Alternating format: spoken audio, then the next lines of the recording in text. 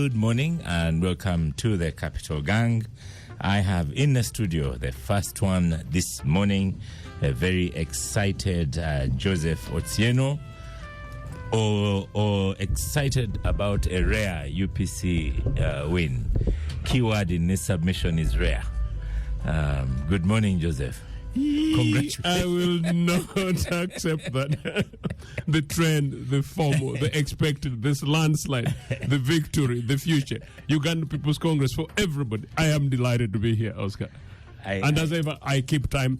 Number one, always, ever. But so, I delight seeing you. Yeah. And everybody here. I knew that you'll fill in the descriptions and accolades and everything. So well done. Congratulations on that win.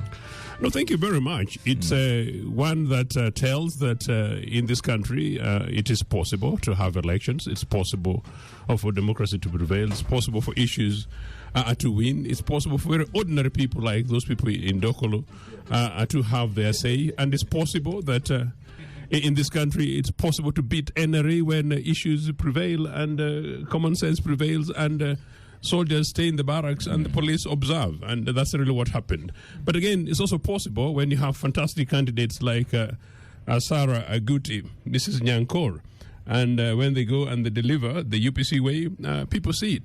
And it's also possible that you can look at a place like Dokolo, which was part of Lira South those days, that delivered Teddy Odongo Duka, the only then female member of parliament in 1980, and that Teddy gave excellent services, offered excellent services. They opened schools and they equipped them. I've come to this studio this morning with my daughter.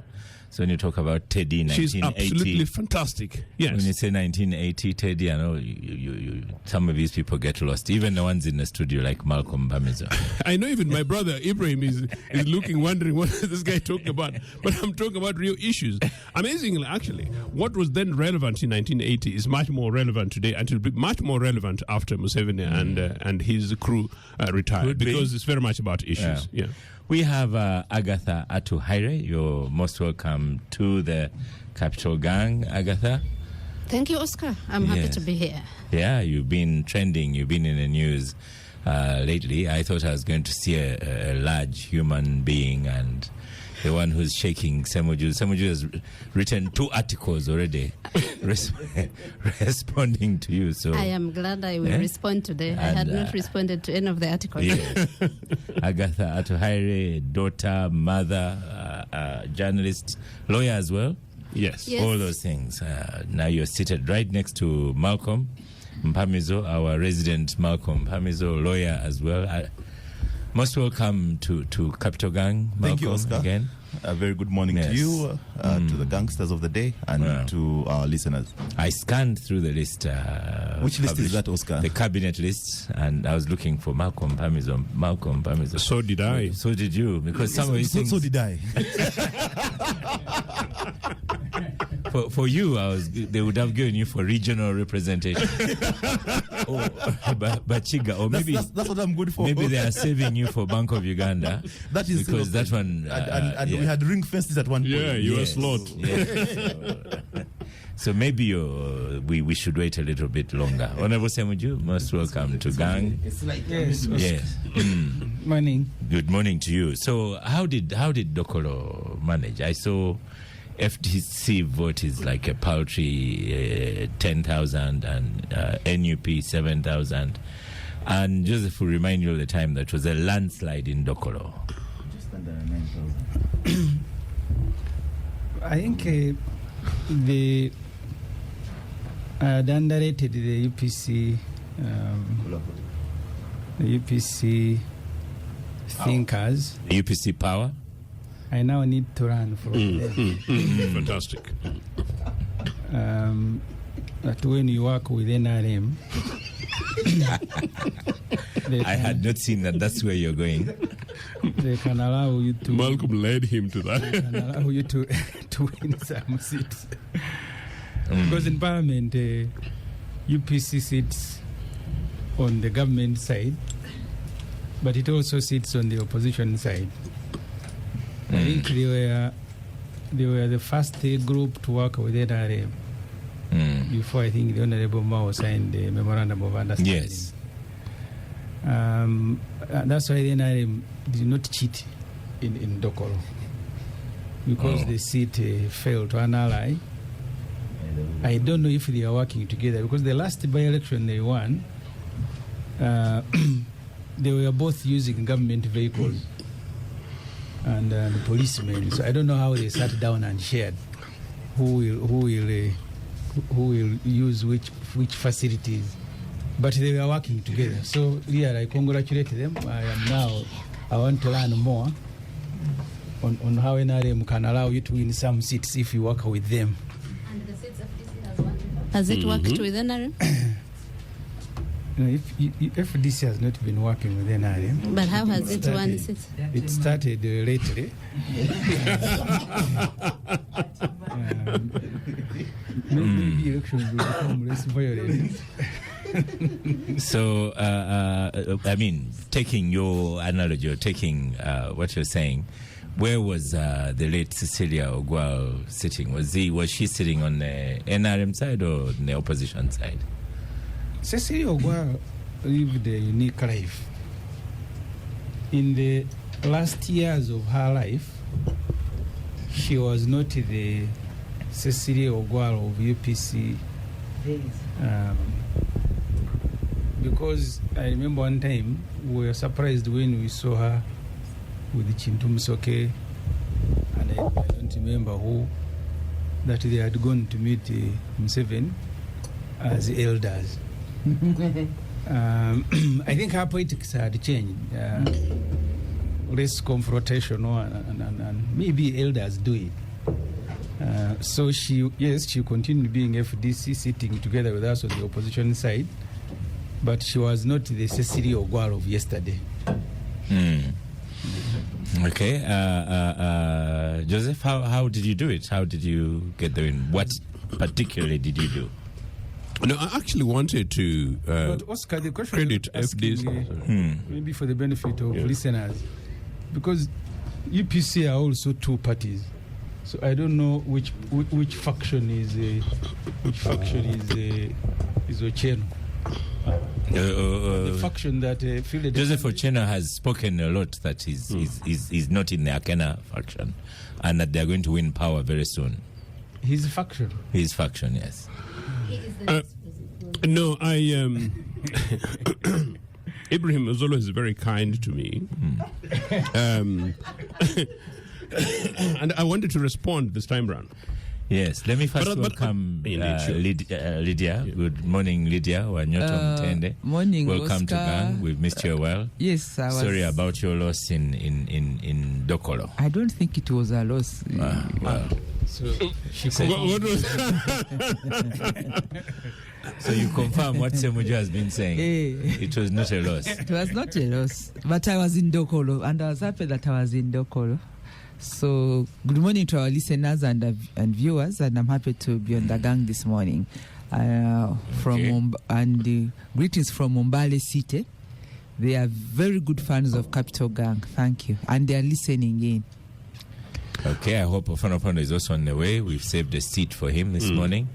Oscar, Go on, Joseph. I really wanted to be very generous to Ibrahim here and indeed FDC, but really for the purposes of this program. And by the way, yes, this is a fantastic program that I know is taken very seriously nationally. So I'll try to be, as usual, extremely objective. I was in Dokolo for a period of 2 days. But before I tell you more detail, I just want to respond for the purposes of FDC to be reasonably kind to them. I said that Cecilia Ogwal was a very great leader. She was the leader of UPC. I worked with her very closely. And Ibrahim is right. She changed from the Cecilia Ogwal of, say, 1993 to Cecilia Ogwal of 1996 to clearly Cecilia Ogwal, who passed on as a national figure. Indeed, she had been a national figure for a long time. In Dokolo, I told the voters, I told the citizens there that she was a great leader, and I worked with her, and may her soul rest in eternal peace. I also say that Rosemary, Cecilia's daughter, who was FDC candidate, is one of the most fantastic individuals and personalities we could have, and I wish maybe somehow UPC could find her a seat somewhere, and so that she joins the National Assembly, because she's robustly, absolutely a fantastic lady. She simply happened to have been a candidate for FDC post Cecilia in a place which is predominantly. So you also believe in hereditary politics? No. I don't, and I'll come back to that quite safely. I'm talking about the individual, in particular because she's a woman. It's also very deliberate that young, fantastic people like Rosemary, many of those other female candidates, including NRA candidates in that place, I was suitably impressed with the hope that actually this country is possible beyond Museveni. There are many fantastic young people like Agatha here, who really are women with the capacity to genuinely lead this country out of the mess of NRA. The problem, though, in Dokolo was that it wasn't really about some of these personalities. It was simply that Cecilia had not been elected on the strength of FDC. Cecilia had been elected, Cecilia, the personality that Ibrahim is talking about.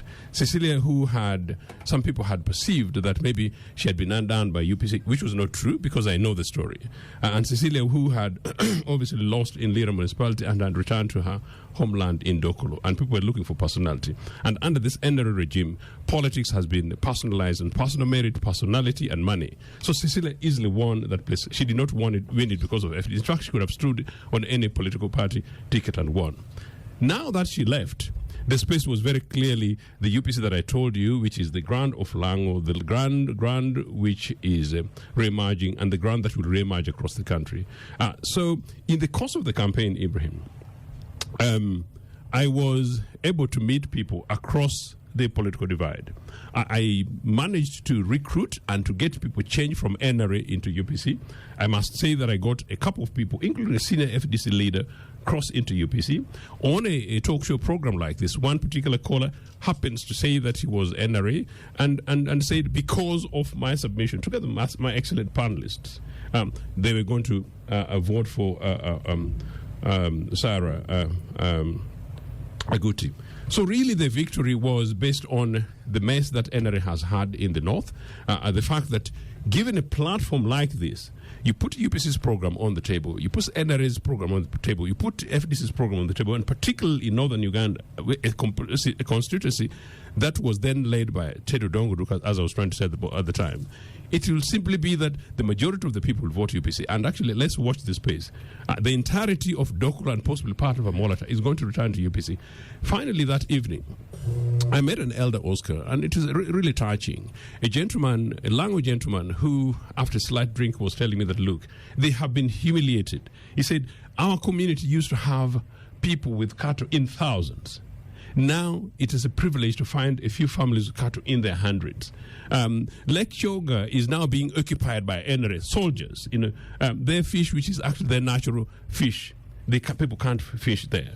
If you look at the ordinary villages from one part of Kangai to maybe Otuboyo, Kangai to Amolata, you look at this grass thatched, not a problem. But you clearly see poverty. You see the Dokolo, Amolata, Namasale Road, which Comrade Museveni was very generous to respond to my positioning on the radio, that, they're going to tarmac it. This is a road that I've even talked about on this program, that a place like Amolata, which is a sideline of Dokolo, has got no tarmac. And these NRA guys boast. So really, Dokolo was won purely on issues. Now, in terms of the interferences, after Bokedia, again in which I was, and again thanks to your program, we exposed the NRA from the extremes. And then after Oyam, where Mr. Museveni realized that, well, it was not in his interest to have a fight with the UPC. It is very clearly the case that in Dokolo, there was no way in which they were going to try. And to little credit to Jimmy, he actually also said it in many of his campaigns that they're going to guard their votes. Mr. Museveni knew he could not take in UPC. And by the way, on the record, it's absolutely not in the interest of NRA anymore. Thank you. To take on the UPC. Now, finally on the question of UPC and Museveni, it is true, Jim Akena and Beta Mongi and a few individuals in UPC, they're individuals working with Mr. Museveni. That's a matter of fact. I do not subscribes to them. It is also true that there is a G. McKenna versus Walubiri UPC. Those are there. Thankfully for me, I'm too big for those factions. I represent the traditional, original, old UPC. And that UPC, once we're able to resolve our national leadership, we are going to give these NRA guys a beating. But whatever happens, I want to work with the SEMOJU and all other political parties in the opposition, including sensible people like my sister here, Lydia, that we find a common ground in which we're able to help Mr. Museveni to retire peacefully so that we give hope and possibilities for the young people across this country, including the extremely poor ones in Dokolo that I found. What a submission. I beg your pardon? UPC has resurrected. Amen. Just, I'll have Lydia have final word on this one. But before you send the microphone to Lydia, maybe for the young people here who may not have followed the references of 1980, Agatha and Malcolm, just say to Joseph here, congratulations, UPC, and then we send the microphone to Lydia, who was there. Oscar, are you trying to say that I don't understand the politics no, of 1980? You understand, but you are not old enough. You are not old Lydia is a enough. lawyer. I mean, Agatha is a lawyer and a historian. I think, Okay. Hold on, and Malcolm? Malcolm, I think yes, the congratulations would be in order because they did put up a good show. We cannot dismiss the fact that this was the Akena faction that was of UPC that was supporting the eventual winner. They were the face, and so just as Lydia said when she was getting onto the show, there is a general disappetite to declare this an NRM loss, because in any case there is a very clear working relationship between the NRM. Why the NRM put the UPC through the ringer in that election, I don't know. It could have been probably just for the optics. I think that is very dangerously defeatist, and actually it sends a wrong signal to the country, meaning therefore that you can't defeat NRA unless you work with them, and for that I want to reject that. I think that where I agree with you is that the late Cecilia Ogwal had developed a near cultic personality in Dokolo, that it was she that was actually carrying the victories, and certainly not the FDC. The area remains loyal to the UPC in general, but again, that is a UPC that is in a marriage bed with the NRM. We can't divorce the two from each other. So yes, the UPC is still strong in those areas, and we wait to see what that means. What that means for the community there. What that means because again, UPC positioning itself as an opposition party is expected to check government excesses. It's supposed to provide alternative positions to the government programs. That doesn't seem to be coming out from any, especially from the UPC. It might be the numbers, it might be the MOU, but we do not see a UPC position itself as an opposition party, and that is something that we'll probably wait to say. Lydia. Dokolo. I was in Dokolo, so it's sometimes good to speak from what you see. I would like to start by congratulating Sarah Aguti for having won, let me add, landslide, the by-election in Dokolo. But I want our listeners to also know that Sarah contested in 2021. Yes. So she had been there, and she has been a community leader. She contested with the late Cecilia Ogwal, and she posted very good results. It was she's a competitive candidate. So on that, we give it to her. Because now, and when she lost to Cecilia, she didn't leave the community, because Cecilia had indicated that was her last term. Actually, the late Cecilia Ogwal, I was with her in the Women's Day from Barara City last year, and I drove in her vehicle when we were returning. She herself told me she was not going to go back to Dokolo. So Sarah had already known that she stood a chance for 2026. So she had remained in the community. So I congratulate her, but I think also we give it to her because she had begun that struggle and interest ahead of this unfortunate time that was cut short.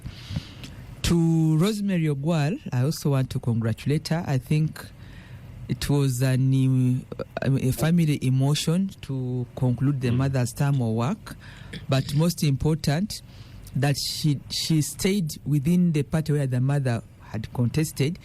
She was not an opportunist to say, Dokolo is UPC grounded, let me jump ship and join UPC so that I can win. No, she was not. She stayed in FD. She's a realist, okay, but also not an opportunist. Because even I saw many. The mother was, but I'm speaking from the background that I also attended. Let me finish, Oscar. Same with you. Let me finish. I am going to lose my point. Yeah, you'll give.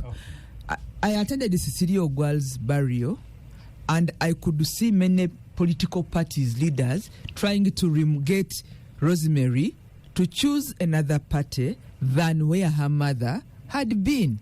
And for that, I want to congratulate, because I think, you join this party, you are better off. Don't join FDC. And she was like, no, when the family says I contest, I contest. And I think that family is going to continue supporting Dokolo. They call it Dokolo. Because the mother had ongoing projects like orphans. They are paying school fees for about 120 orphans. It's a foundation. And I could see that they are in need. And whether or not she has lost the election, they are going to support. And I think that's very good for the community in honor of her mother's legacy and where the mother comes from.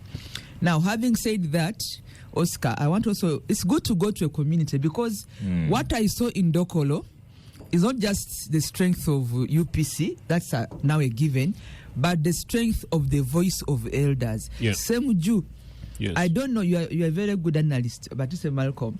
I don't know which other community in Uganda still listens to elders.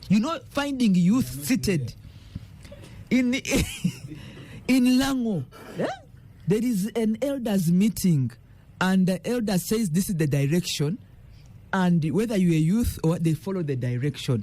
So no, I'm just saying what I saw. I don't know whether it's good. That's why I'm asking that you guys are using it elsewhere, because what happened in Dokolo, you are talking about, of course, UPC is closed in the history of the elders as well, because the elders lived in the times of UPC, but they still have a stronghold on the community, which for me I found very interesting. They played a very big role in Agutri's victory. Seamless. You would go to a community, they listen to you, you go away. Then when Akena is coming, they remove their cloth, they lay for him to live like a carpet. They get their chicken, they get their goat and give it to him. So this campaign was not about Sarah. Sarah Agut did her part, but there is so much about the decision of the elders on the direction they should take, but also UPC. And to say that it's not the UPC of Othieno here, it's not the UPC, the branding of Akena. They use the portrait of Obote. That's correct, yes. Yeah? They use the portrait of the late Obote, because Aguti was campaigning in her red gomas with the portrait of Obote, and all the shirts, even for Akena, because Akena, I missed seeing you, but it's Akena I found in the field. Up to the last radio, the TV, NBS talk show, I was with Akena. They done the branding of Little Bote, and it's so emotional, because when you go to people just break out crying. The women beat their breasts and tell Akena, be firm. You cannot win that. Be firm. So I wanted to give that narrative so that you understand that Lango is coming from that angle, and I do not see how another political party, because they have taken that route of branding. And I was in Oyam, I saw what happened. I've now been in Dokolo, and I see that is the narrative. So thank you. While we are speaking about political parties here, I think for Lango, that is the narrative, and the branding is working. I want to ask you, because Joseph made some allegations. For who? I was in Dokolo. I'm putting the question to you. He said there's no tarmac in 2024. Dokolo does not have tarmac. He said getting fish is very, very difficult. He said those things just Yes, before you came in. And he said Dokolo. these are denials by the NRM party. Dokolo. I accessed Dokolo from Eastern Uganda because if you all know, remember we were doing registration, so I drove through Teso. It's the first district as you enter Lango.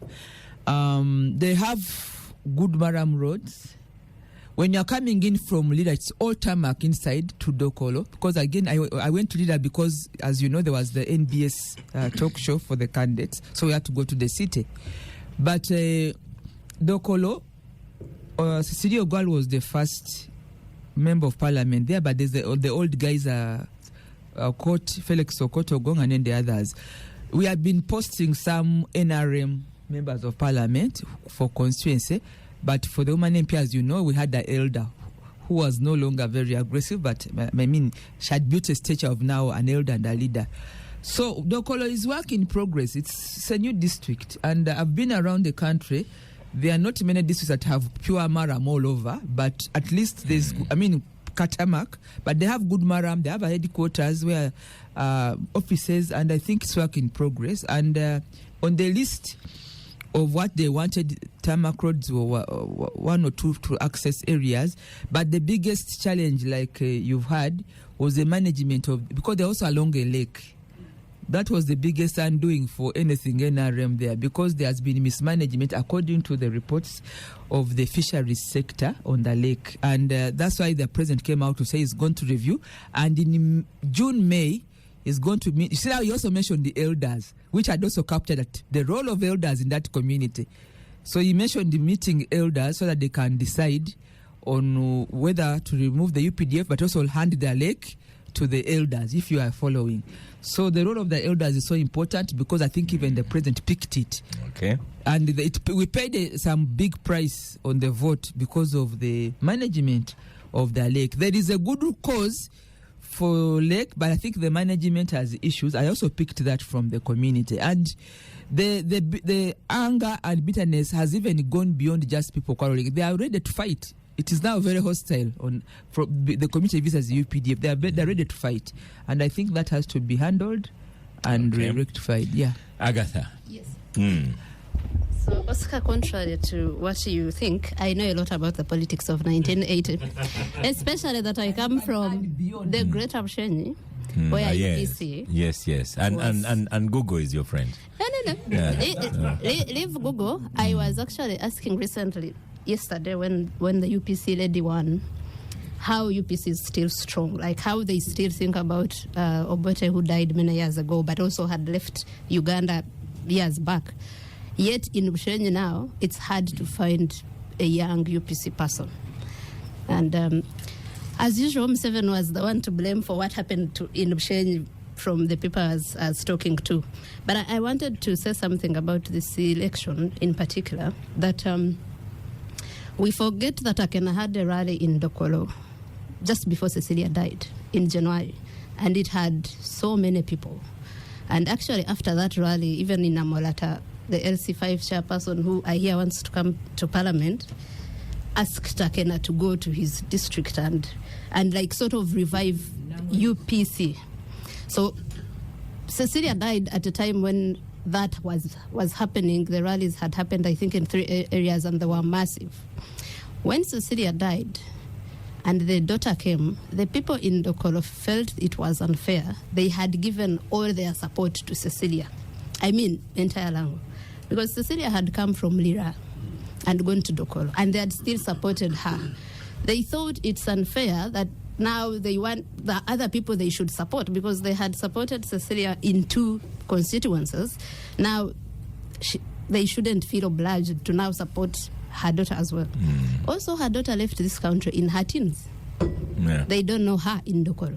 So it was hard for you to impose. Of course, there's been this. Joseph left this country in his teens as well. So well, I think Rosemary returned after the death of her mother, and she had left much earlier, studied in the UK, but so I think that's what made them think it's unfair for us she's to not also on the now. ground. Yeah. The last thing I wanted to say is this hereditary politics. I was disappointed in FDC at first. You know, we like to condemn before we are the ones, because FDC had been condemning, and I'm going to ask Semju the same question he asks Joe, is which FDC fronted Rosemary? But you will answer later. So He has answered. He was not in Dokolo. We have been condemning hereditary politics from Serere to the late Olanyas and many others. But now, when it comes to opposition politicians, also now, I don't think that Rosemary was ever a member of the FDC. Now, does she become FDC by the virtue of her mother being FDC? But for people to miss that and not choose a candidate that was a UPC candidate probably in 2021 and go for still the hereditary politics that we have been trying to condemn, I found that... so you think FDC could have chosen an FDC member? Yes. To stand. Yeah, I'm sure they had a candidate in 2021. Yeah. Normally, there was... Oh, yes, sorry. Was there a candidate against Cecilia in your primaries? Because you see, that's... No, I'm not. There has always... No. So was she a member of FDC? Rosemary? So, Agatha. Hereditary politics. Yeah. Thank you. Thank you, Agatha, for that. But you're on microphone, Agatha, continue. Yeah. So, because the reason I invited you was the parliamentary exhibition, Uganda Parliament exhibition. So, first, how were you recruited onto the Uganda Parliament exhibition? You know, we've had vibrant young ladies in recent times, and I guess you qualify. You've already won an award. Congratulations. Thank you. So what is it? What inspired you to join the Uganda Parliament exhibition? Where I was recruited, Oscar, was in journalism in 2011 after I graduated from journalism school. And I have been practicing journalism since then, first at the Independent and Uganda Radio Network and many other places, but now on Twitter. So I do journalism on Twitter now. Now, when I started journalism on Twitter, at first it was individuals doing their journalism and activism on Twitter alone, I mean separately, but eventually we came together, a few of us that were doing that on Twitter, and started working together. And that's how the idea of exhibitions began. The Parliament exhibition was the 7th, if I remember correctly. I will not count those before that, but it was the 7th. And so that's how I was recruited. And every time we have an exhibition, we get someone who is more knowledgeable about the subject to lead it. I have so far led the NGO exhibition and also the Parliament, but we are always about 3 or 4 people doing that. Yeah. And were you the lead person on the Uganda Parliament exhibition? Yeah, I was one of we were 2 leading. I think later Kakwenza, who hadn't been part of the exhibitions before but has a lot of information about Parliament, became actually the one who has shared more information about Parliament. Yes, but initially I was... Yes, how did it work? How were you... I guess you don't know to divulge secrets, but how were you getting contacts? Or information? I was a parliamentary reporter. I have been since 2011. When I joined the newsroom, my first assignment was Parliament. I am sure Honorable Semju saw me in the corridors. It was his assignment as well, previously in his journalistic days. By the time I joined as a reporter, he had already crossed the other side. So I like the way you say to the other side. Yeah. You know, in Parliament, us, the journalists sit in the press gallery, and so there are sides also. And but the MPs with the money revelations, you know that they are clearly the other side. So yeah. There are sides always. It was not a wrong term. So I covered Parliament physically there between 2011 and 2016. And 2016, I had joined law school, so there was no time to... But I had sources. You know, I don't know if you know how journalism in the field works, or if you've been seated in studios all your life, Oscar. But you make contacts, you get sources, and those sources, they never die. So when they see there's a gap, they reach out to you. They say, the journalists have not covered this story, but this is happening. And I kept covering Parliament, even without being physically there. I haven't been accredited to cover Parliament since 2016, but I have been writing about it since then. But in this era, as we'd say in Luganda, in this era of Anita Among, yes, getting such information and coverage is kind of brave. Yeah. So when Anita Among came to Parliament first as Deputy Speaker in 2021, there was that gap that people saw. But because by the time Anita Among comes in, Rebecca Kadaga and Obore had made sure they make covering Parliament difficult. Because even though Obore was a journalist. Yeah, of course. The journalists are our biggest tormentors now in Parliament when they cross to the other side as well. So in 2013, two journalists wrote a story in The Observer that Rebecca Kadaga then didn't like and attempted to throw them out of Parliament. They went to court. It was Sulaiman Kakaire and David Lumu. And, of course, Kadaga respected the law, not like the one that is there now, and had no choice but to have them back. So they realized, I think, her and Obore, they came back to cover Parliament, actually. Yeah. Yeah, they did. It's just First that then I think they went to other things. They have both become lawyers now. But, so Obore now started writing to newsrooms to say, we do not want this journalist covering Parliament. That's how the Yasin Mugerwa's leave Parliament, many of the people, the journalists that they thought, so they gave themselves the duty to assign for newsrooms who covers Parliament.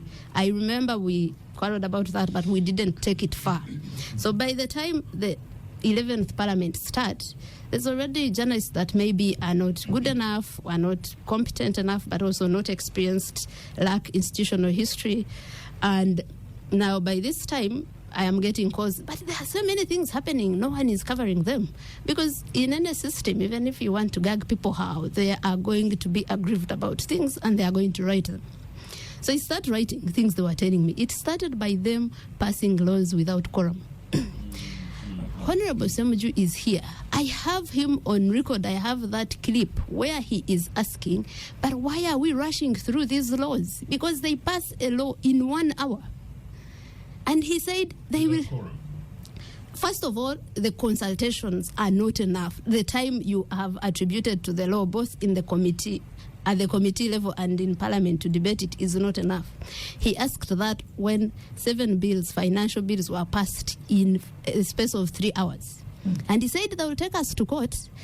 And the speaker said, let them go to court if they want. Let's see what court will do. I have that on record. So I started by writing that. But, there's a law. It's a Minerals Act, which is a very technical act that has been passed without enough consultations. The committee report said we didn't get enough time.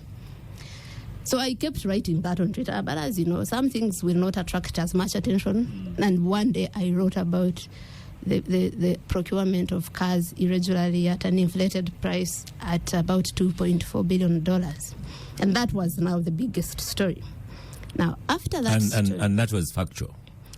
Of course, very factual. I even put the invoices there on Twitter. Now, after that story, she starts to look for who gives me information. But that had been there. She means what? The Speaker of Parliament. Right. And one of the people that they suspect to be giving me information was pushed out of Parliament. He was forced to ask for early retirement. But there had been a case in court to try and block his firing because they had started the process. And the case didn't go far, and he was forced to withdraw it. And because there have been those bribery allegations. Now, for a while, of course, no one wanted to associate with me in Parliament. But of course, later, the dissatisfaction and discontent with what was happening continued. And I told some of the people that I knew were sent to me by the Speaker and said, you cannot gag 2,000 people. That place has 2,000 people now. She came in and recruited over 500 people with no single newspaper advertisement, as the law requires. So you have staff which is almost 1,000. You have members of parliament who are almost 600. You have associates of members of parliament. I just wanted to emphasize the number, how the number is about. Let me just finish this point. I thought it was fake news. So Even Semuju has given her his time. So when He's listening. So you cannot have about 2,000 people and think you will gag all of them. They are going. Information is going to come out, and that's how I get it. I don't even have to go there. But there are people that are not happy with what is happening. How do you verify then? The information, I have so many sources. I get it from one, Yeah. and I'm going. And yes, I am a professional. I've been telling you here that I've been a journalist And for, the lawyering has helped. and a lawyer. Yeah. So I really I love evidence a lot. So I will ask 3 other people, and I will never put out information that I cannot vouch for. Unlike other exhibitors that I am working with, who were getting in their inbox that someone in parliament writes, "We are dying, the woman can't let us talk to each other." Me, I was actually publishing documents and saying, this is what is happening, because I was getting them and verifying them, and all this has been... So what you're saying, that it is not these monies that Semuju got in May that really were the big thing. The big things had started earlier. It's passing of laws. Yes, and my timeline has all of them from 2021, has the laws that were passed irregularly. Many people didn't take that seriously, but it is actually a very serious matter. Later, I actually had a show on Parliament every Friday on Civic Space TV. We discussed at length how that Parliament passed the resolution to buy shares in Rocco at about 257 billion shillings. No one said yes. The Deputy Speaker, Thomas Tayewa, said that those in favor say aye, and to the contrary no, and people said no, and he said the ayes have it and ran out of parliament. We have discussed all that, so there's all that on YouTube, which is the record that is there, that we have discussed these issues for a very long time. The exhibition, I am happy, has brought that attention that those other issues I have been raising hadn't brought. But also, Oscar, I want to say it again, that before that, I had written extensively about Parliament as someone who was primarily, whose area was primarily that even Rebecca Kadag at some point thought I was her big enemy, but Rebecca Kadag dealt with enemies differently from Anita Mung. And also, the platform maybe was not very popular. People don't read 2,000-word articles in the magazines. She dealt with enemies differently. I mean, they both can just kick you out of Parliament. No, another one can also threaten to kill you. Yeah. And just find your nose threats, because we've not had Agatha Taire having threats, but we've had Jim Spire having threats. And also he made an allegation that there was a request to UCC and all those things. And I don't know how verified those allegations are. Oh, so I don't know why you have not heard that I've had threats. I have a record, a report done by a CID officer, Charles Twine, about me in 2022. So after they started hounding out everyone they thought knew me, there is a CID officer who compiles a report. I have it. It's not a rumor now. That one is verified. And said, we have confirmed that this number belongs to Agatha Taire. We confirmed with UCC. We have also confirmed that Agatha Taire has a personal hatred against the institution of Parliament. And you can, if that is not a threat, I don't know what it is. That a CID officer is compiling details about you when you have not committed any crime. Because the information I had shared in 2022 about cars is procurement information, which the laws of this land require that you publish. Don't even wait for anyone to look for it. Publish it on your websites, publish it on your notice boards, publish it in the newspapers. Now, how a CID officer investigates me for doing my work and publishing, there is no bigger threat than that. They had wanted to arrest me then. They detained those people that I'm telling you about for no reason. And that's how some of them ended up being pushed out of parliament. So the threats have been there on myself since 2022. They are there now. You get it in form of be careful, they are doing this, they are doing that. Some come as warning, some come as intimidation, some come as actual threats. But the ones on Spire now were because Kakwenza kept writing more and more, and although we never see evidence of what Kakwenza writes, some of the things he's written have actually happened. And threats, Oscar, are threats, whether they are real or perceived. You're not going to be killed first to know that this was a real threat. So threats have been on us all for a while now. Yes. Malcolm, this is all riveting. You must thank Agatha, because it has given you time to engage with Star Cafe on a massive level. You and Semoju, the damage you have done over there as you listen to Agatha. I am in Ramadan, so I have done. I beg your pardon, yes. You were watching Malcolm. So you are lying. I beg your pardon. Oscar, the samosas he was holding, he was passing on to me. He was passing them, yes. I beg his pardon. He had his fill at 4 a.m., so he's good. I think we've been behind the news because for many of us, we got into this thing with the monies and all of that. And in fact, Semoju's revelation first came up. I don't know if you remember, Malcolm. It is not Agatha that put out Semoju's. It is the FDC, the one that put out. And there are stories about how they accessed it. Yeah. Semoju will tell those ones. Semoju will tell those ones better. But so we all along we thought it was about monies. Yeah. But Agatha makes a case that it is more than monies. It is certainly more than money. The money is what has really and those amounts are really obscene. But the opulence within the institution has been there for a while. If you will recall the time the speaker rode in very posh car and MPs were there, all mouths wide open, venerating to receive their leader in a manner that really questions your faith in their ability to hold some level of accountability when it gets to the House. I think that what the monies have done have helped us crystallize what the problem is, and the problem, in my opinion, is not the person holding the office of the speaker. My opinion is that the problem is a broken system that doesn't, because when the speaker says we can pass these laws, they will pass. They can go to court, and we see what the courts will say. That confidence also comes from knowing that the courts themselves have been crippled and their ability to dispense impartial justice has been curtailed.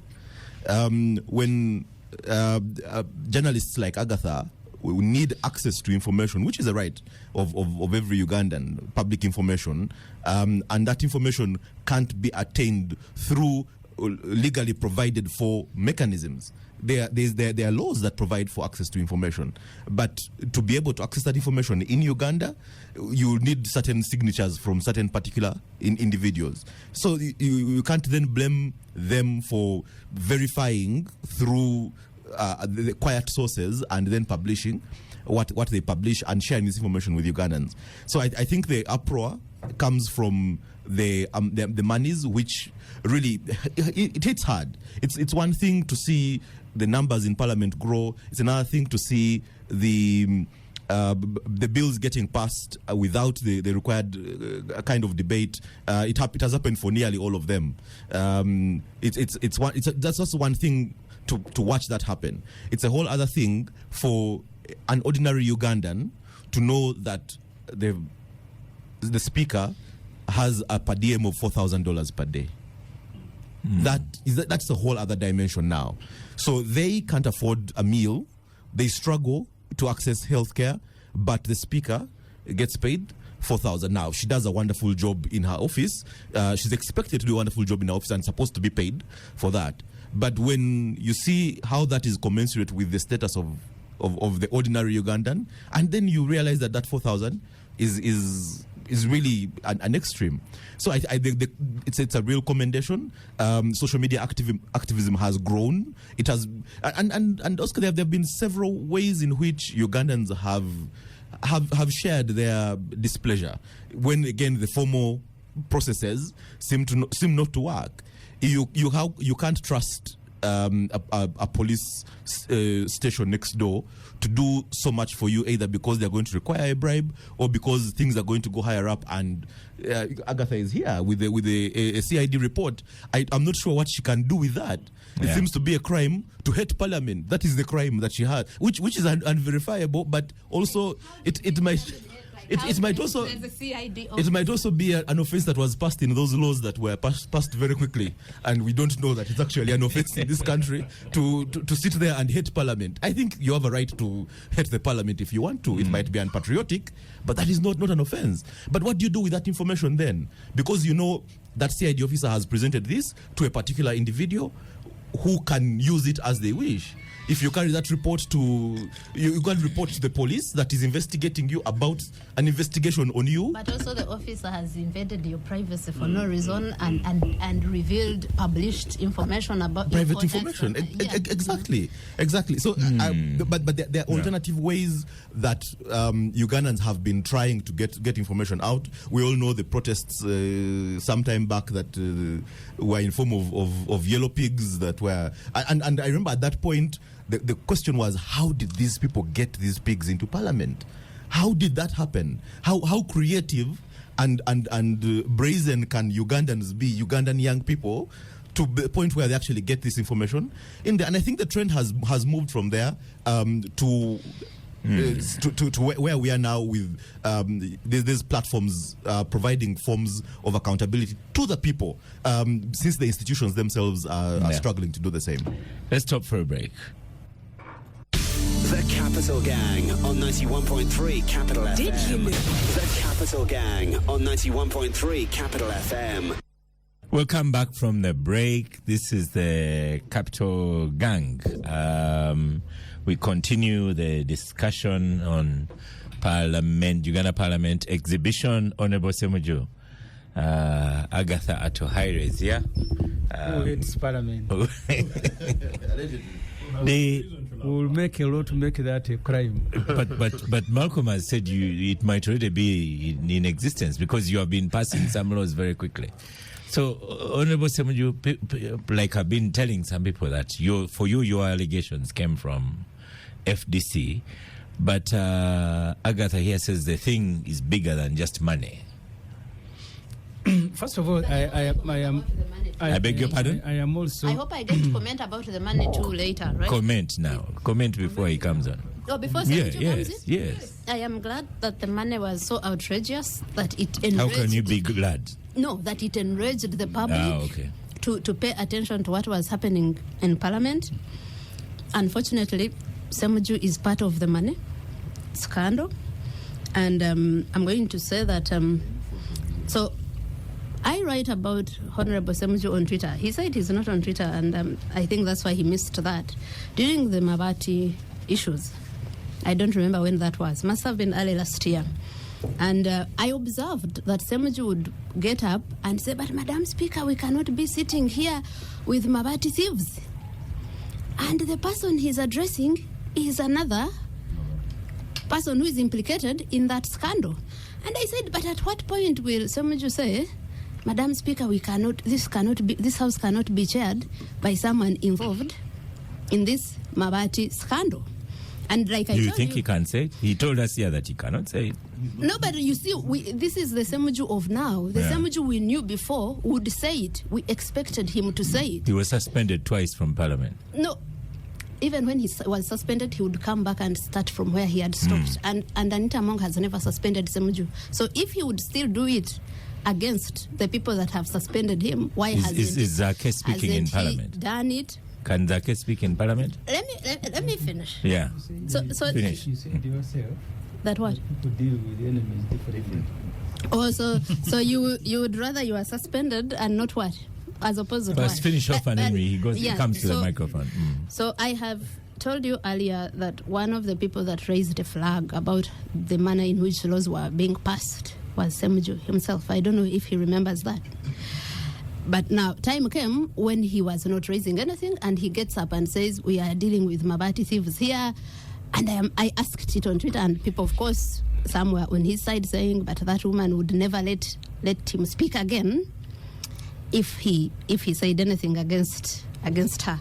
Later, when the fights with FDC start, and that information about his travels leak, I posted it again. So this is not the first time I was posting the travel of Honorable Semju, the travel details. I posted it again, and I said, so this explains what I've been wondering about all the time. That he also ate. That he also gets. Now, when I was away, and when I came back, I told Patricia that I need a chance to respond to some of the things. I think Honorable Semju on this radio, but also in his articles, he accused me of many things. He first said that the document was not authentic. Later, he wrote and said, but others also have gone to Rome on taxpayers' money. And I'm thinking, we are not actually disappointed in Anita Among. We never expected any better, but we are disappointed in Semju because he has... as a moderator, I must caution you. You have to speak well of the Speaker of Uganda. Okay. Yeah. So you can speak about Semju who is here. So by speaking well, you mean I shouldn't say we are not disappointed? I am not, as a person. Okay. Okay. Yeah, because that's my right to exercise my judgment. So... But Honorable Semju, and I am sorry I'm not good with titles, that's why I... He doesn't mind you calling him Ibra or Semju. Yeah, Ibra. I know it's a familiar name, Ibra. So we had expected, because he had been someone who gets up every day and says, but we cannot be living in this opulence. We have a state house that we spend on about 2 billion per day. So we expected him to act differently from others. Now, when you come and say, and his latest article was, why was Tayewa spared? And for God's sake, if I was a newspaper, I would never publish an article like that. And that's my disappointment with us journalists and newspapers, because that does not take away your liability. Tayewa being also a thief. No. Sorry. Being involved in corruption. Yes. Does not mean that it even takes being away. Involved in corruption, there's no, we like somebody said, there's not yet any report showing he's being involved in corruption. For me, as long as, Oscar, like I've told you, I have got evidence and I have verified it and it's true, I am not going to use the word allegedly, because I know that what I have presented is true. So I'm just preparing space on my phone for the phone call this afternoon. So when that's why whenever you say those things, I caution you. I have forgotten. I am sure I will not be invited here anymore, but it's okay. I'm going to use this opportunity. No, we shall invite you regularly. So I just create space on my phone for the phone calls. So when Semju says, why was Tayewa spared? I wonder, how does that exonerate you? Because you see, when you go to court, even if I went to court with Lydia and we have killed someone together, but there's evidence against me and not Lydia, Lydia cannot say why was she... Even if he said that, it does not take away... I see what you're saying. Away this liability. But this capital gang is not caught. So why did you spare Honorable Tayewa? That's what I was coming to. And that's why I said, if in court... evidence against Lydia has not surfaced, because people act on evidence. I know, and I have not spared Honorable Tayewa. My first tweet that led to people asking for the exhibition, I am the one who told people on Twitter that the commission sat in 2022 and decided to increase the per diem of the speaker from $990 to $4,000. And increased the per diem of her deputy from $990 as well to $3,500. So I know that the deputy speaker benefits as much from what is happening in Parliament as his boss. I know that this official leave we've heard about, that people go and are paid, that benefit goes to the deputy speaker as well. I have just not received these details, and there are two reasons. One is that The person that There's a photograph on Twitter here with Semoju's ears closed and say, "This is Semoju listening to Aga." But that is very old. Yes, it's the way people store these things and present them. They are refreshing. Today I am listening. So the deputy speaker, like I told you, I'm going to stop you on that line because you haven't put those documents out yet. Yes, I haven't got them. One of the reasons is so that... don't mention what you haven't got. No. Yeah. But I'm just going to tell you why. There's this intimidation that started of arresting everyone in every department that has made people not share more information. And that's why we have not even continued. And I'm not going to share what I do not have. And I have said, and I'm going to say it here, that the exhibition is for everyone. The reason we call for exhibitions is so that people who have got the information we haven't got, share it. Honorable Semoju here is welcome to be part of the exhibition and share Honorable Tayeba's details or anyone else that has got them. I, as the person who has got other documents, I have not received the ones of Honorable Tayeba. But like I've stated before, I know that he is a beneficiary. Don't give a judgment of what you have not received. No, yeah. I am giving a judgment from a meeting that I know happened that increased their benefits. And that's what I am saying. Okay. Yes. Back to you, Honorable Semoju. Yeah. You can see why I agreed that he presents before you. I covered Parliament for 10 years. There are aspects of Parliament that have changed, sometimes because of the change of the leadership. The Honorable James Wapakabulo used to ride in a Mercedes-Benz with a driver and a policeman, and that was it. I have written about this and I have said it. What is taking place in Parliament is a reflection of what is taking place in the country. And for me, that's a context that has been lacking in many of the... Because, as I said, I am not on social media by choice. But occasionally, information is sent to me or my attention is drawn to reports that are on social media. So if you are going to speak about vehicles, I remember when it must have been either the last or the other Parliament, the debate in the country was that why do you give MPs 200 million shilling to buy vehicles? I actually moved the motion in Parliament proposing a zero free, don't give anyone. So what I disagree with is that you single out Parliament and then leave out the others. And my motion was that, okay, take away vehicles from everybody. So I have covered Parliament and I have seen this growing to where we are today. A speaker in a convoy of 10 vehicles, roads being closed because the speakers are arriving at Parliament, lifts being stopped. So the context has been my argument with Agatha. So the specific issues that have been exhibited, and I didn't mention Tayeba just because I was mentioning Tayeba, because I asked, we have an exhibition ongoing, so who is exhibiting and for what purpose? Because if they are giving you information only on Anita Among, and the one of mine was old information, then I have a reason to ask as a journalist, why are you only exhibiting this particular person and don't exhibit the others? It's a legitimate question now as a reader. I am now not talking as a journalist. Because the person who is giving you information also has gatekeepers. And at the beginning, you presented it as if you were the one who were printing this information off the system. And you made it look like it was very easy just to go and print. And then that's why I asked in one of my articles, do you have all this information about everybody? If you have, then why are you exhibiting only 1, 2, 3? Why are you not exhibiting everybody? That's the question I was asking. And you have said clearly that the people who are volunteering information have only given you those ones.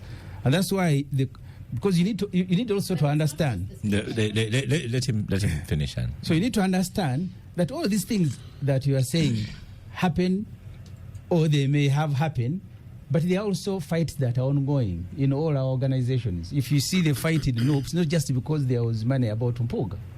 The fight within the NRM is not because Anita Mongo lives differently from the speaker or from any other NRM people. So that's, for me, the issue that I raised in both my articles. And then there were deliberate distortions. For example, I was being portrayed as if I went to attend 2 meetings at the same time and earned money. Yet the payment came much later for the 2 that had happened actually 4 months before.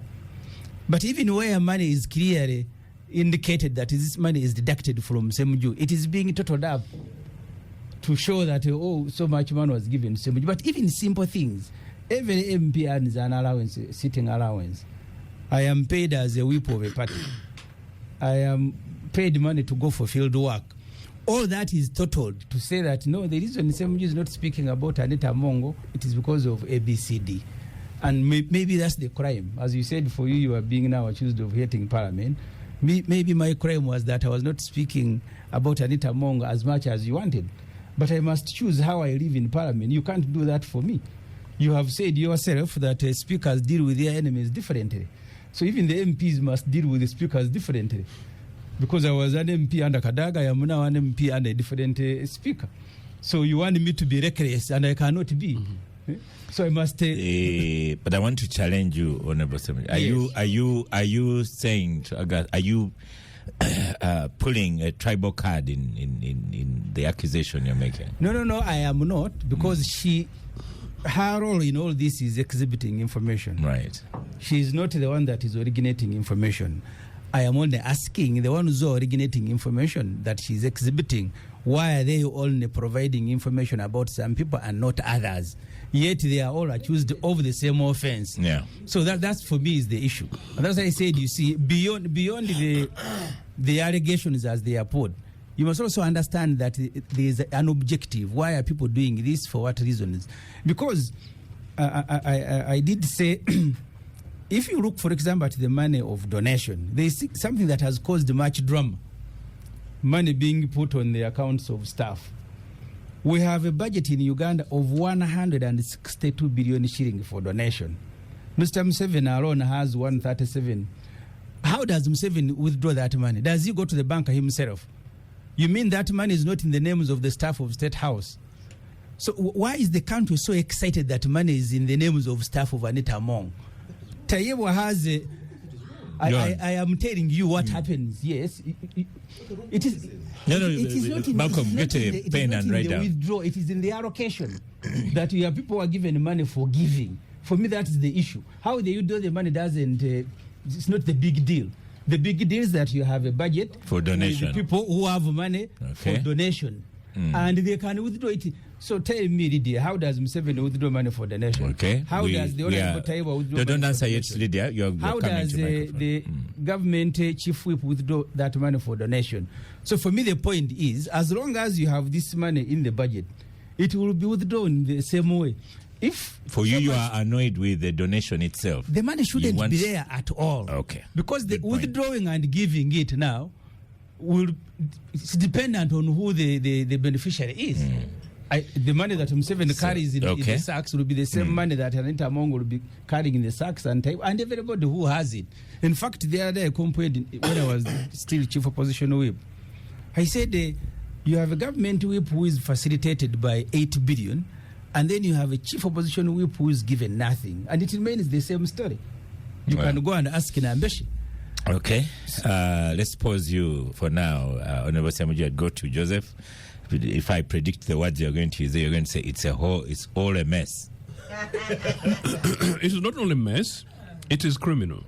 And in normal times, it would call for a resignation, starting with the Speaker, and it will call for a resignation that would call for possibly a dissolution of Parliament. And if it were a UPC government, I would dissolve this Parliament. I repeat, if it were a UPC government, I would dissolve this Parliament. But in any case, it goes farther and higher. Mentions have been made, it goes up to the top. And this is Mr. Museveni. I told this program before, this country is not going to change. We can talk and talk and talk, like Spacey used to say, until cows come home. In as long as we've got this system, it is really, really sad that I hope younger people listening know that the monies that we're talking about are their monies. This would not happen under a democratic arrangement. It will not happen under a government, which it could never have happened under UPC government. It never could, and it never will happen under future UPC government. You know, we have had, that's scandals, parliamentary scandals. Right now in South Africa, the Speaker of Parliament is accused of corruption offences, but she's sort of stepped aside. That's sort of the latest. It happened in Britain, which was then called the expense scandal. And some of my colleague parliamentarians, particularly from the Conservative Party, including some from the Labour Party, were victims or were basically mentioned in this. The way systems worked, citizens responded, and many of these people were held to account in many different ways. Ironically, in the British Parliament scandal, the best performing members of parliament on this were people like my good friend Jeremy Corbyn, the lefties, the progressive left. That's why I wonder whether NRA is really a political party, presiding over this kind of criminality and a plunder and the national theft of a scale that will never be known, I think, hopefully for the rest of our lives. No wonder the other day I was with my nephew who was just traveling around Kampala and was asking that within an hour he had seen pictures of Idi Amin, in 3 different vehicles, and was saying, "Uncle, what's going on?" So you can imagine if we now feel that Idi Amin is possibly a possible savior to this nation, you can see how much we've sunk. I think that this is really a manifestation of nothing else but impunity. The sack of money that Semuju is talking about, Ibrahim, my brother, when Museveni started with the sack of money, people made a fun over these things. We didn't know that it would reach the stage in which a president carries bags and sacks of money. Can you just imagine my president, the father of this nation, Dr. Milton Obote, carrying a few shillings in his left pocket or right pocket, ishing and dishing and dishing? It was not, because that is an institution and a system that works. Parliamentarians' jobs are really not to dish out money. Parliamentarians' jobs are to ensure that systems work and that they check and the other arms of government and that they appropriate monies and make sure that monies that are supposed to go to the services, that whether it's education, health, infrastructure and other things, they appropriately apply. It's impunity because NRA knows that they can get away with it. It's an absence of leadership, and that we're not going to get from NRA. Institutions have broken down, and in any case, anyway, some of the suggestions Agatha has referred, you get allegations and you refer, including up to a CID officer, rendering these threats. Where is the judiciary in this matter? It is simply because, as I said, now we are running a system which is you have to either please my dear sister Amongi or look at Mr. Museveni, and if you think that his son is going to be CDF, you better kneel for his son, whatever he's doing, even if it's against the law. It's a total moral decay that we are facing today, and people are thieving and plundering money openly, including some of my friends who are legislators, and it's almost like as if it's business as usual. But you know what? Coming from Dokolo and coming from Molata and coming via Nakasongola and going via Tuboy to Soroti and returning to my place in Toro. And right now, today, I have 3 messages about people who are asking me for money because they are sick and they cannot go next to just the local medical facilities. And they think about the billions of shillings being eaten by a group of many people, some of whom the election would have been dubious elections. Yeah. It would actually call for a national revolution. Let me stop you just now, Joseph, and squeeze in Lydia before the break. Because she has Why are you squeezing me in? Because you are hiding. I'm not. Am I hiding? Why am I hiding? Okay. When you want to squeeze me, I'm in the studio. You are squeezing me in when I'm not squeezable. There's a guy here, Levi Eyaru, who very rarely disagrees with Semuju. Usually disagrees with Semuju all along, but now he's saying the exhibitors of the flopped Uganda Parliament exhibition nowhere court, so they should have gone to court. Do you think this exhibition is a flop, Lydia? Why is it a flop if it is being discussed at the gang? No, for the first But at least, yeah. discussed for the first time at the Ghana. Yeah. So anyway, like these talk shows and the media now, people are free to give their opinion. You can as well say it's dead on arrival. It's also an opinion. But for me, because Oscar, you know very well that I'm a leader and a member of the NRM party, and we post leaders in Parliament. I am one of those that participates in this process. So if members of Parliament of NRM have not talked about this matter, or we have not called caucus or Thec, really my hands are tied. I would be my conflict of interest. I'm also a competing person, but they are. But that's also my opinion. It's also my opinion. I mean, if members of Parliament and the caucus of Parliament and Thec have not discussed this matter, really, I don't have an aligned position to come and begin talking. To defend. So no, not to defend, even to comment. Secondly, I've said this before, it's not because of this exhibition, and somebody knows this. I've been contesting in Imbali. I'm even going to contest again. So when you begin talking about Parliament, those of us that have this, it is easier for Tyre and Malcolm and maybe some Jews already in Parliament than people like myself. We can only request for the people that are in these positions to come up and explain so that we understand and be able to appreciate what they like Semuju has done. Semuju has been able not only to speak on this show, even on TV, but even he has written. It's very good to make a case and respond. Yeah. So we hope that even others can do this. So that we understand where the exhibitors are coming from and where the holders of Parliament are also coming from. That's what I can do. And I've said this before. I've said this before, that when we have leaders in offices, even before this current term, there used to be not only money things, there used to be fights, no communication, people are fighting on tables. Why don't you talk? I kept asking this, why don't you talk? So I think that Semuju has made his case. Those who agree with him, that's their opinion. But many, actually, Semuju have understood when you explain things. Let others also come out and do it and explain. Because Parliament has a communications office? No. He said that the spokesperson of Parliament is also doing his part and told us he's backing. Yeah, the payments. He's also doing his work. For me, where I sit, we would like to hear people make their case. Semuju has done his part. I think the spokesperson has also come out. Which is also, when you keep quiet, it becomes difficult for us to understand. And the public, I think, requires understanding. Or when you blame Bamshafters. It's also a way of explaining. No one has had that one. So Oscar, I think also, to the best of his ability, the spokesperson of Parliament has not been quiet. He has also been able to talk. What he talks is not the issue, but at least he has been able to come out and say, the institution of Parliament does like this is what it requires.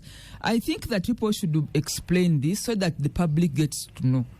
I cannot now come here and begin taking sides or talking, because it's really, there are people to speak. Why should I speak for somebody whom God has given a chance to speak and to have positions in Parliament? Semuju, you've done your part. It does not mean that it does not mean that you are right or wrong. But my hands are tied, really. But he has responded. You see now, I cannot now speak for others when they have mouths to speak. Let's stop for a break. The Capital Gang on 91.3 Capital FM. On 91.3 Capital FM. Well, we'll come back from the break. So, due to popular demand, and thank you, Star Cafe, due to popular demand, and I wanted to go to a different subject. Let me give 2 minutes to everyone here to close out the Parliament exhibition. Starting with you, Joseph. I was a little bit surprised that Lydia seems to suggest that because she was a member of Parliament and an intending legislator and a senior leader, that she does not want to express her opinion on this rather outrageous national matter. I have expressed my opinion by saying, if the allegations against a leader like Semuju has done, let them be the ones to come out and explain. From that perspective. Yes. Because that is the point. Okay, fair enough. It was a clarification. Because regardless, this is a national crisis. And in any case, like Dokolo has shown, if it were the case that the majority of ordinary citizens of this country, Dokolo is the start.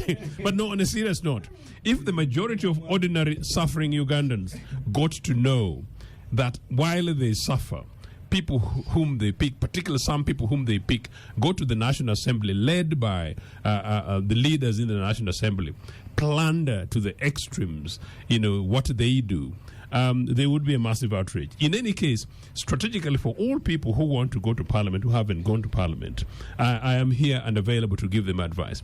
One of the things would actually be to say, well, we want to go and change Parliament. So it's actually in the interest of people who are intending to go to the National Assembly to show that they're going to do things differently from what the existing legislators are doing. So to suggest that because you want to go to the Assembly, you want to reserve your comment, I think it would be slightly much more worrying.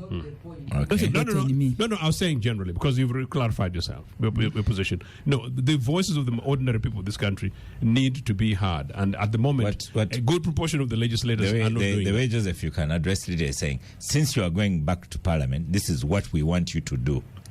I would say so, but knowing very well that Bugiso is all going to be turning red, meaning Red Uganda People's Congress. When I get there and allegations are made like how Semuju did, for sure I'll get on pen and respond, because that's accountability. Okay. And when you explain yourself, you are explaining yourself. I mean, like for me, with what Semuju did, I think that's the best others can do. But we should not come here to speak for them when they're able to speak. And if they've chosen silence, we go with the silence. Okay, so Semuju, you're on microphone now, Honorable Semuju. Right, Joy in Kampala says, I love Agatha, she has undressed Semuju. Then Dave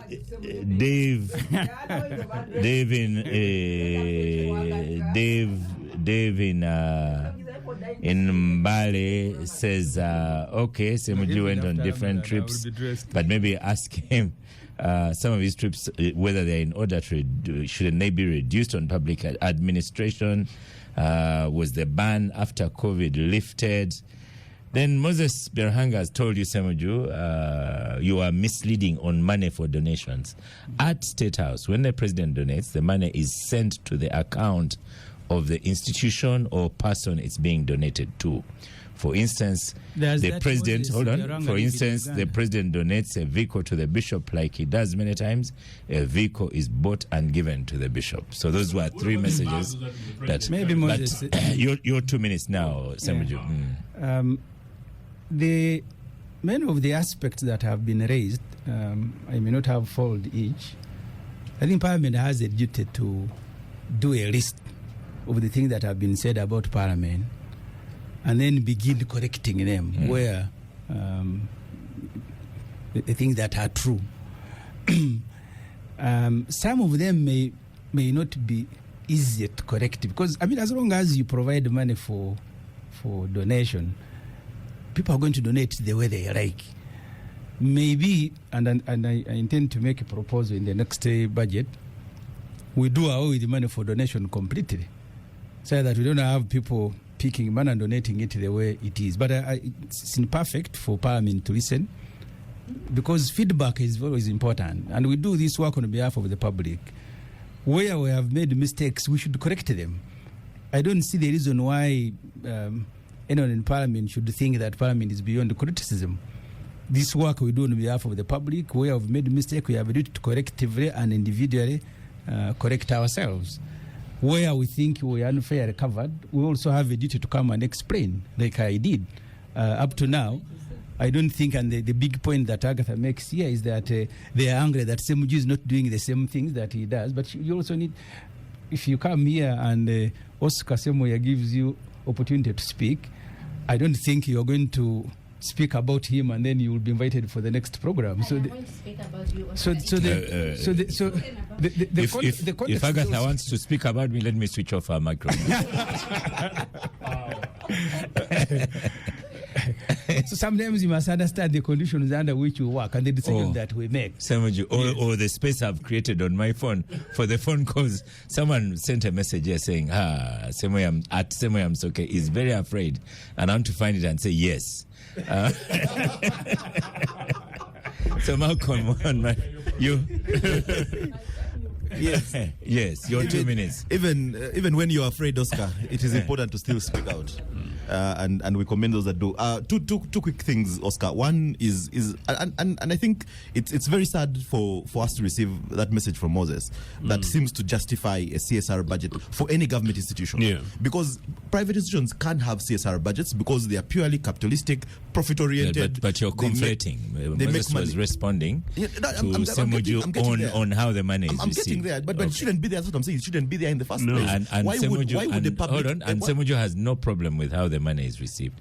He has a problem, like you, with the donation and for me, I have a problem with all of that. With both, yeah. I have a problem with the fact that the money is there in the first place, and also I was getting there, and how it's distributed. That when you have a public office that gives corporate, what is corporate social responsibility? Is the president's office a corporation? No. Does it have corporate status? No. Why is Parliament a corporation? No. Why are they providing social responsibility to communities that they are already charged with providing social services to? So when you have a donation from the office of the Speaker or any other government office, even the President, to provide a health center with certain facilities which ideally should be budgeted for, how do we get to that? If and not, done by the Ministry of Health. If not Yes. for the sole purpose, I think, as Semuju alludes, to sort of create this hegemonic responsibility around a particular office, and you begin to look at the persona in that office and assume that person is here to save you, and yet you're the budget actually should be doing that. They should be serving and not saving. That said, the processes that are followed are also very problematic. Maybe as Moses says, that for the vehicle of the bishop they pay Toyota, and Toyota delivers the vehicle. Maybe, but we also know about the sacks of money that move around, including the ones the president has been photographed close to, and I don't know how those ones get accounted for. You can't have a billion shillings withdrawn by an individual, and I also have a problem with how the Auditor General comes out and says this has been accounted for. Everything is. Because it has been accounted for doesn't make it look good. The process, the chances of that process itself, because the systems should be impervious to the people that are there. They should be functional, even when you change the people are there. So what we're doing right now is working on the faith that someone who is employed at the Parliament is going to get 1 billion shillings and is going to take it where it's supposed to go, and will come back with an accountability. I think that is too much responsibility for individual. The last bit, Oscar, is down to the whataboutism that Honorable Semuju has been peddling, really, about why focus here, why focus there. There is room for it because it is important that everyone gets a fair shake. I think that is very important. But then it also takes away from the actual issue that is actually being discussed. Because if you're pointing and saying why not him, why only me, then you're taking it away from the issues and you're making it about the individual, about the politics that's surrounding it, and yet we can all collectively condemn the issues as they are. And I think he should be able to do that in addition to asking the genuine question, why not so and so? Agatha, of the 2 minutes of Lydia, I have 4 altogether to respond. May I risk having you giving last word on this topic, or will I invite Lydia to give last word? And Oscar, I am not as pretentious as Semuju. You can be sure that the day there's anything to speak about you, I will sit here and speak it about you. No, don't worry, I will not invite you. So don't worry about that I'm one. going to start with corporate social responsibility money. Like Malcolm rightly said, Parliament is not a corporate. It shouldn't have, and this budget was never there, by the way. It is a new creation of the 11th Parliament. No, but because you have been confusing donations and corporate social responsibility. And CSR, So this Parliament has 2 items. The corporate social responsibility has 53 billion. 53 billion. Then? And then there's donations. Now, it is wrong. The donations has about 5 billion. It's both wrong to have corporate social responsibility, but also not just wrong, but criminal, like Joseph Otieno here said, to have money on the accounts of individuals according to the Public Financial Management Act. Now, when I said that in a discussion with Chris Obore said, no, it is okay for a person occupying a senior position to receive money on their accounts if they can account for it. That was not true. But also, the people that are receiving money include drivers and personal assistants. So that's wrong on both, and we are not going to pick one, to condemn one, and leave the other. A personal assistant, maybe, but a driver. Even drivers. And these people, that is all on record. If we will wait for the report. Because a driver, if you imagine a driver's salary. And we will wait for the report of the Financial Intelligence Authority that has been conducting these issues. The Honorable Semju also talks about where this evidence comes from, these documents come from. Honorable Semju was a journalist, so we know. No, you are not. Your microphone is on. We so know, continue. we know that we have always. It's something you have to know from the start that sources have their motives. You know, and you are not going to refuse to write what information you've got as long as it's right, because you're caring about the motive of the source. So you don't care about that as long as the motive does not affect the truthfulness of this. Or you can take the bias out of it. For me, it's tangible information. It's not an opinion that has bias. It's objective. It's not subjective at all. So I have thought about that also, by the way, that I think the reason they have not given me information about Tayewa is because maybe the people I'm dealing with like Tayewa better than Anita Among. And that depends on personalities. Tayewa tends to be nicer to people than his boss. So I have thought that maybe that's why they have refused, because I have asked for it and I have evidence for that. But also, the other thing is that we did not write only about Honorable Anita Among. We have written about commissioners.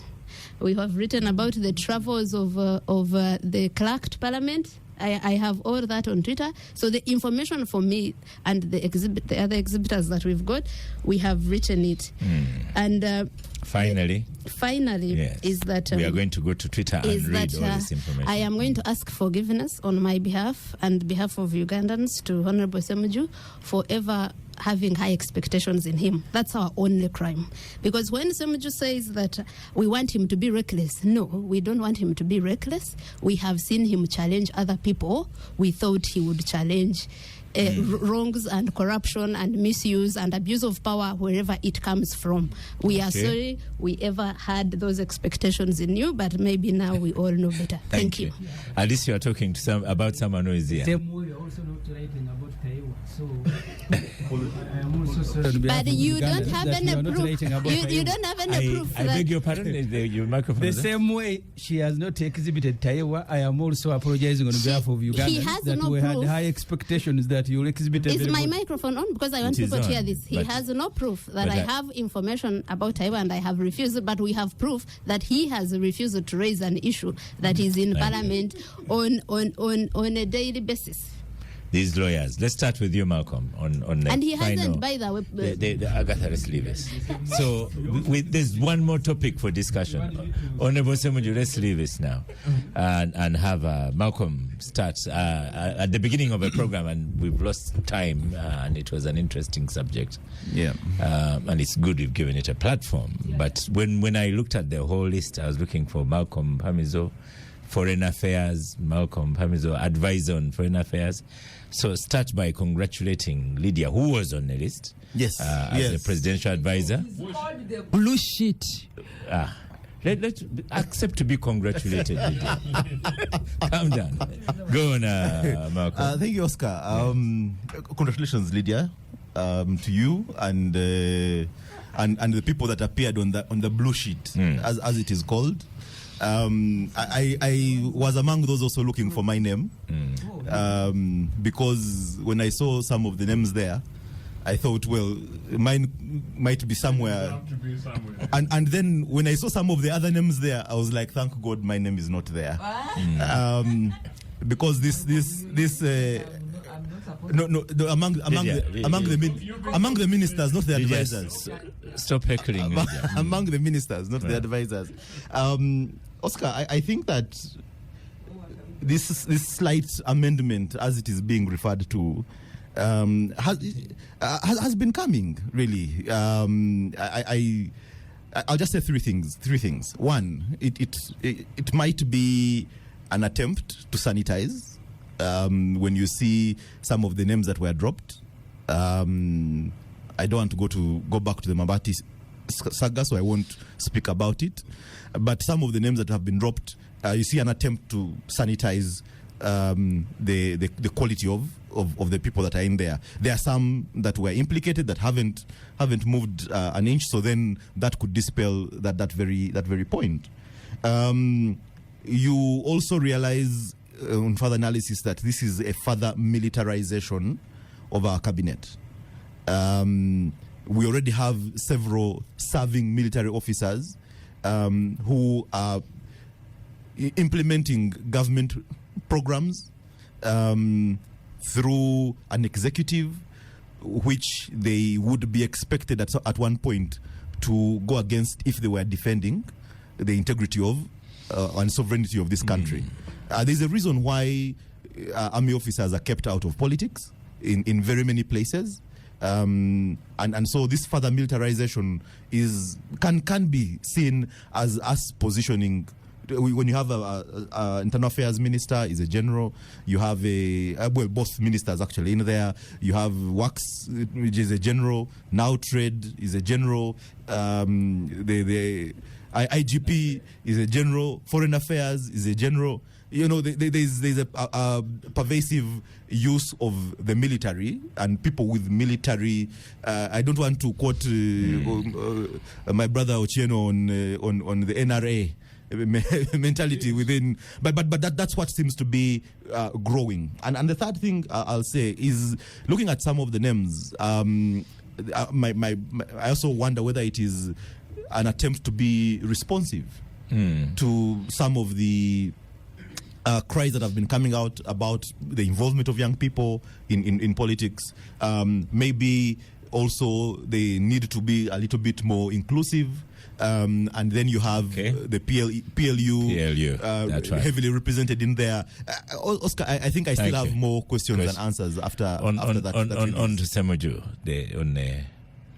and Ricky on Twitter says he remembers the president said that I hear other people brought Bobby Wine into parliament and others also chose Katolu Wama to parliament, and now we have Balaam.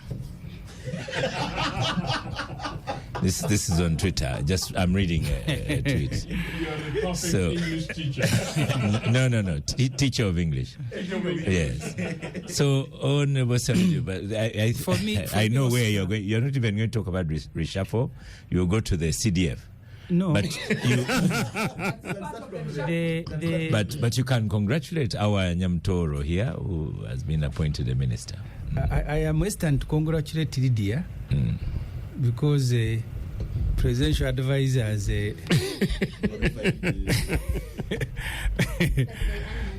remember when it started, General Sejusa and Professor Kanyamba complained that they had looked for Museveni for more than 3 months to advise and they couldn't find him.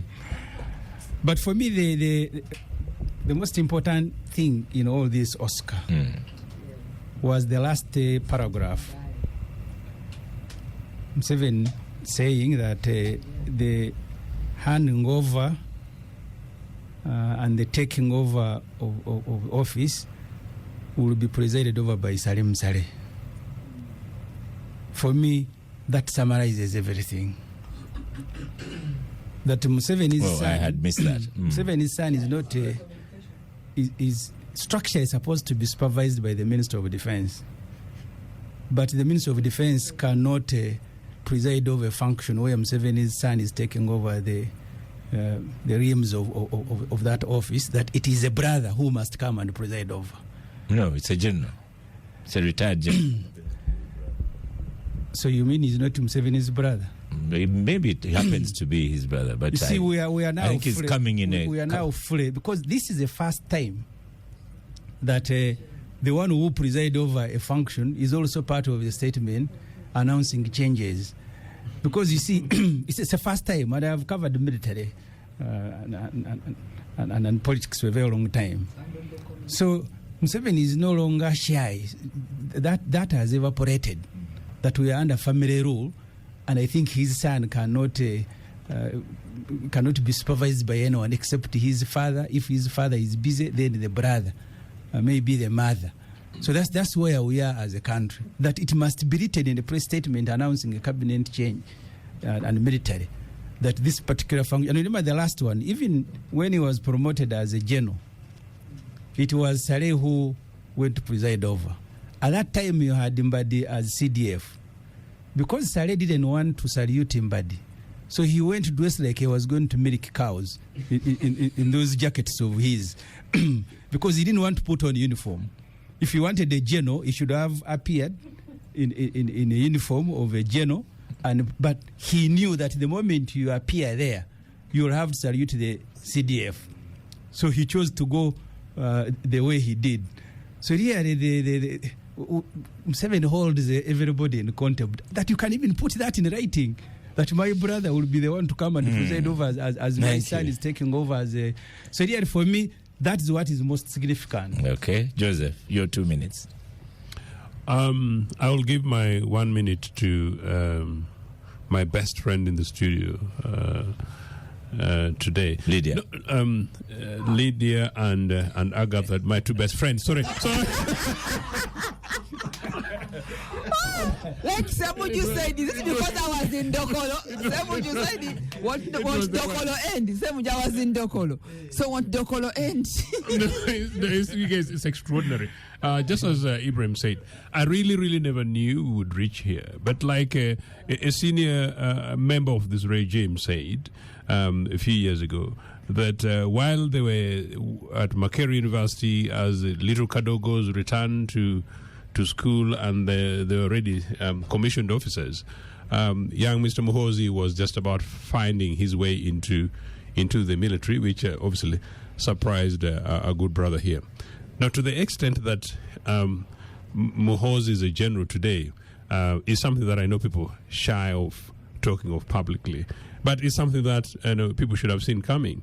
That, like we guys in UPC told you, this is a military regime, and almost suddenly, unfortunately, is turning into a family thing. The only way in which it's done is that rather insulting, courageous impunity, but almost quite arrogant that you could do this. Make your son CDF today. In fact, I never thought I would see it this so soon. Make your brother take the position that he actually does and present it in this way.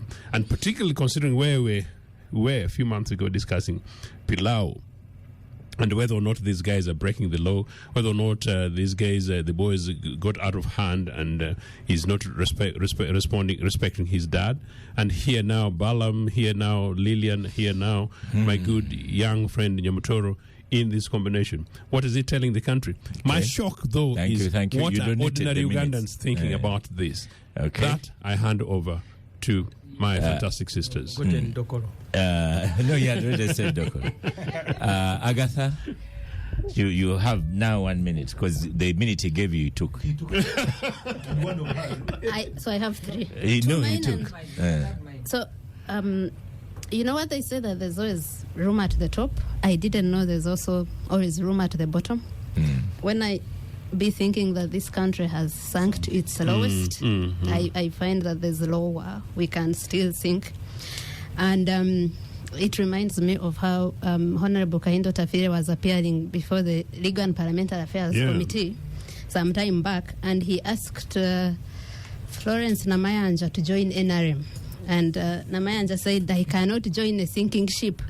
And he laughed in his characteristic laugh and said, but the ship has been sinking since 1986 and it has never reached the bottom. So I don't know the bottom we are going to eventually reach, but it is sad. And it's on that note that I agree with Semuju for the first time on this show. Fish rots from the bottom. I mean, from the head. So the problem of this country is at the head.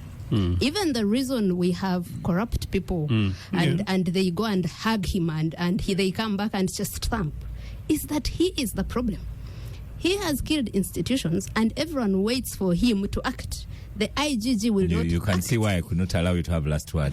The IGG will not act against, even in blatant, when you are showing them the evidence. The police is not acting. The DPP is not acting because they have seen some of my sources, when they saw what happened in the State House when she came back chest thumping, they said, Agatha, we are not giving you any more information. We have seen that this woman is not untouchable and she will come after us. Thank you, So for me, Agatha. I think the appointment of course, it depressed me, of his son as the commander-in-chief and his minions as ministers. It depressed me a lot. Thank you. Thank you. Lydia, you have to have last word because we can't finish with Agatha's last word. and congratulations to you for making it to the blue list. Congratulate all those who have been appointed in the new cabinet, and also those who have retained their positions as on that blue sheet. Congratulations, and make your contribution to our country. I thank you. Thank you so much, listeners of the Capital Gang. Thank you, Star Cafe, for powering the gang. Oscar Semoyamsoke, and I shall see you next week.